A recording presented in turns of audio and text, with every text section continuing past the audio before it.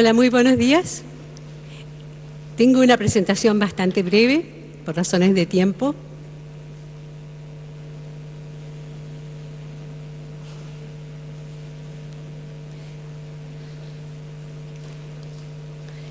Y cuando estaba preparando mi presentación dije voy a leer las ideas porque no quiero que se me queden cosas en el tintero. Y después decidí hacer algo que se supone uno no debe hacer, que es leer las láminas de PowerPoint, así que espero que eso no les resulte muy aburrido, pero realmente todo lo que quiero decir en solo 10 minutos no tengo otra posibilidad. Y también la mayoría de los tópicos que voy a tocar tienen que ver con el desarrollo futuro, lo que pensamos que puede ser el desarrollo futuro en neurociencia, y muy poquito, porque podríamos hablar mucho sobre ese tema, pero algo sobre la participación de las mujeres en la investigación científica. ¿Cuáles son? Si uno lee, digamos, la literatura, encuentra algunos artículos que se han abocado a tratar de entender o de predecir los futuros desafíos de la neurociencia. Entendemos, y estamos todos de acuerdo, que para comprender cómo funciona el cerebro humano requerimos un amplio rango de métodos y disciplinas variadas, incluyendo la biología y en particular la rama de la biología que es la neurociencia, la psicología, la química, la física y la matemática.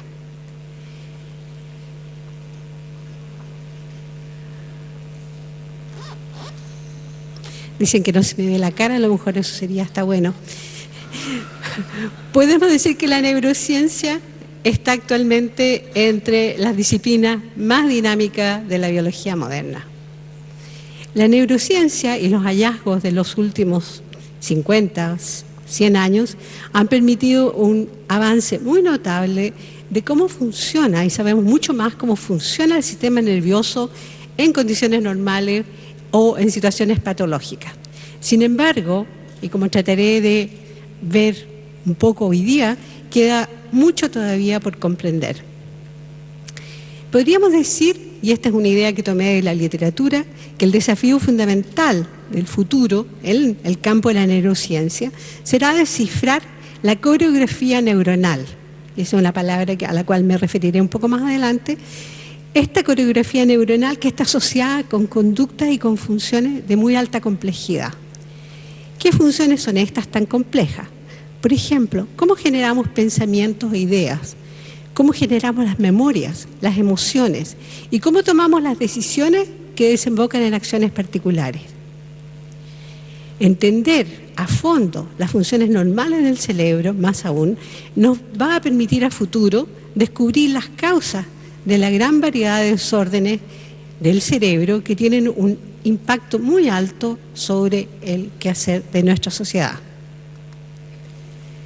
Tendremos que adquirir e integrar una gran cantidad de datos diversos que se tienen que adquirir en múltiples escalas, no solo temporales, sino que también espaciales. Y tenemos que desarrollar nuevas tecnologías, incluyendo nuevas tecnologías de imágenes, para que esto llegue a ser posible. Un desafío no menor es comprender cómo se conectan las neuronas, que son las células centrales de nuestro cerebro, y cómo se conectan a nivel microscópico, y esto nos lleva a que tenemos que comprender cuáles son los elementos que participan en el nivel molecular y en el nivel celular en la sinapsis. Cada sinapsis es una conexión entre dos neuronas, y cómo se integra esta información con la conectividad de circuitos neuronales complejos que involucran constelaciones de neuronas que se conectan en todo el cerebro. No nos olvidemos que el cerebro humano posee entre 50 a 100 mil millones de neuronas que establecen entre sí más de 1.000 billones de conexiones, 10 elevado a 15 quería decir ahí. En este contexto, la neuroinformática en el futuro está destinada a jugar un papel muy importante. Y ahí hay una frase en inglés que dice que un cerebro humano, yo no sé cuán cierto es esta, pero la copié porque me pareció interesante, tiene más conexiones o sinapsis que todos los computadores y los routers y las conexiones de internet que tenemos actualmente en la Tierra. Entonces, si nosotros tomamos los elementos esenciales de nuestro cerebro, que son las células neuronales o neuronas, podemos definir, como ya lo han hecho los expositores anteriores, a cada neurona como una máquina celular que utiliza mecanismos químicos y eléctricos para integrar los estímulos que recibe y comunicar esta información a otras neuronas. Sin embargo, y este es un punto central de los desafíos futuros, una sola neurona no puede percibir la belleza, no puede sentir tristeza, ni puede resolver un problema matemático. Pues estas capacidades surgen solamente cuando las redes neuronales trabajan en conjunto. Estas redes a menudo incluyen neuronas que, aunque están distantes entre sí en nuestro cerebro, forman parte de circuitos integrados. Y es la actividad conjunta de estos circuitos integrados lo que permite funciones cerebrales específicas como la percepción, los procesos cognitivos y las emociones. Todavía es un campo misterioso. ¿Dónde residen las emociones? ¿Por qué sentimos lo que sentimos? ¿Qué ocurre en nuestro cerebro que genera emociones? Más aún, se está descubriendo que otras células de nuestro cerebro, que no son células eléctricamente excitables, pero son células importantes de soporte de la función neuronal, contribuyen en forma más activa de lo que se pensaba hasta hace poco a la función de los circuitos neuronales. Por otra parte, y esto de nuevo es una idea muy importante, las redes neuronales que existen en nuestro cerebro no son redes estáticas, tienen la capacidad de cambiar en el tiempo y generan estos procesos de neuroplasticidad.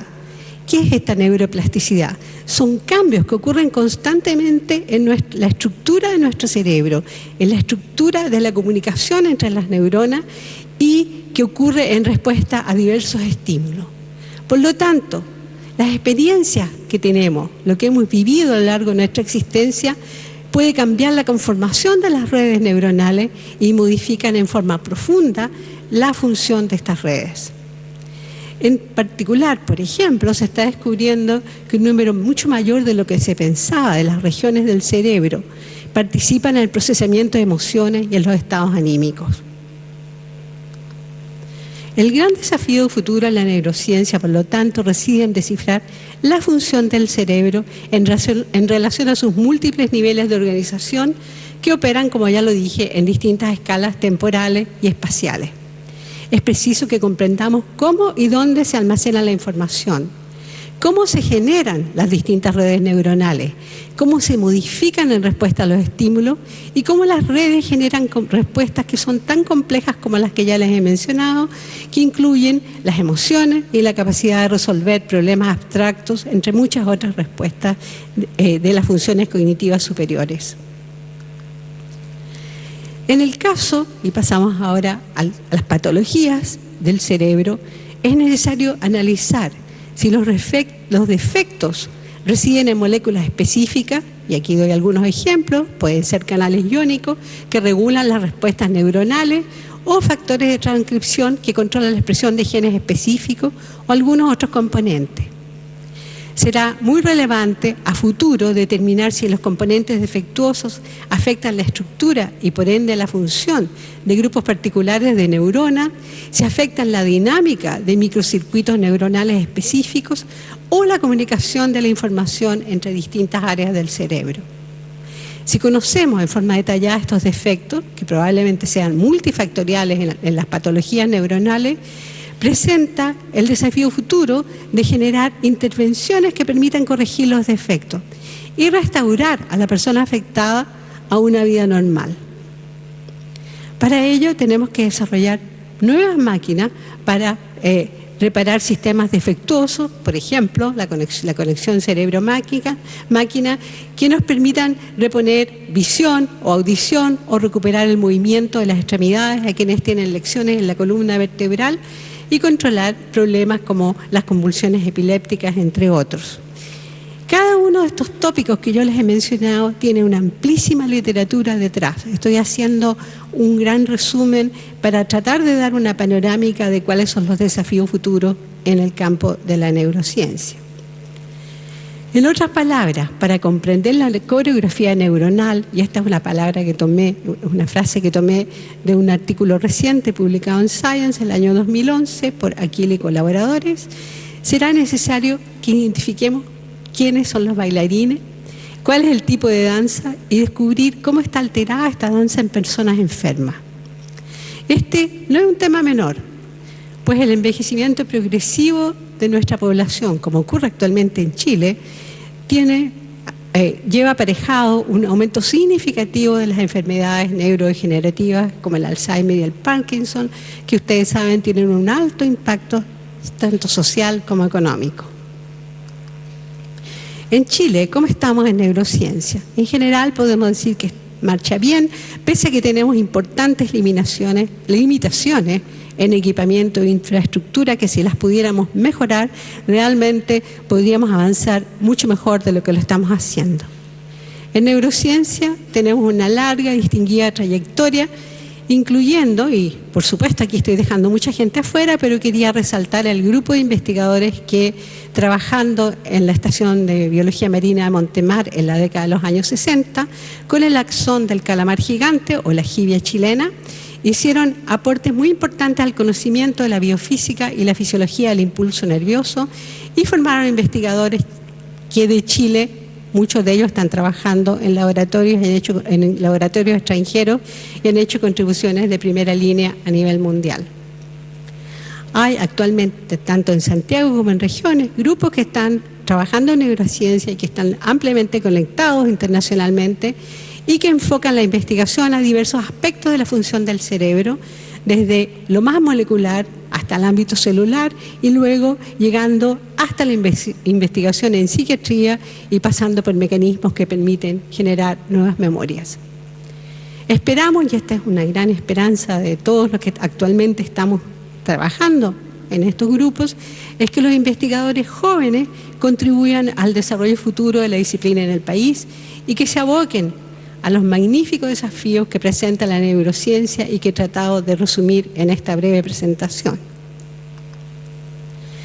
Les dije que en forma muy ambiciosa también habría querido tocar el tema de los desafíos futuros de la participación de las mujeres en investigación científica, pero realmente el tiempo no me da. Solamente quería decir que si hablamos de investigadores jóvenes, tenemos como gran desafío en el futuro como país que aumente el número de las mujeres dedicadas a la investigación científica en todas sus expresiones, desde la investigación más básica o fundamental hasta investigación aplicada e innovación.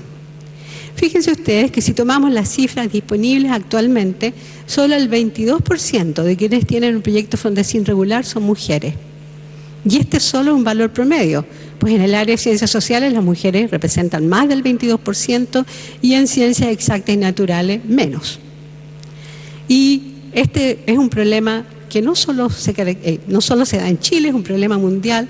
¿Por qué hay una representación tan baja de las mujeres como líderes de proyectos de investigación y también en la academia? Si ustedes toman las universidades, no solo chilenas, sino que de todo el mundo, encuentran que a medida que van subiendo en la carrera académica, de profesor asistente a profesor asociado a profesor titular, las mujeres son cada vez menos y en general podríamos decir que representan el 10% menos de los profesores titulares de las universidades. Y les digo, ese no es solo un problema de Chile, es un problema mundial. ¿Por qué es esta baja representación? Claro, lo más obvio es decir, las mujeres son las responsables de tener hijos, por lo tanto la maternidad es una limitante muy importante. Pero yo estoy convencida que no es el único factor determinante, porque tenemos muchos ejemplos de mujeres que no se casaron, que no tuvieron hijos, que se han dedicado exclusivamente a la ciencia y tienen el mismo problema. Entonces, si uno mira al futuro, podemos pensar que tenemos quizás un futuro más brillante en cuanto a la representación de las mujeres en la investigación científica, porque en Chile actualmente las mujeres representan el 50% de las becadas doctorales del país. Entonces el desafío es que ese gran contingente de mujeres jóvenes que se están iniciando en la carrera de investigación científica a futuro pueda avanzar para par con sus colegas hombres y llegar a las posiciones de liderazgo en investigación. Y como les dije al principio, yo podría hablar mucho más sobre este tema, pero por razones de tiempo voy a terminar aquí mi presentación. Muchas gracias.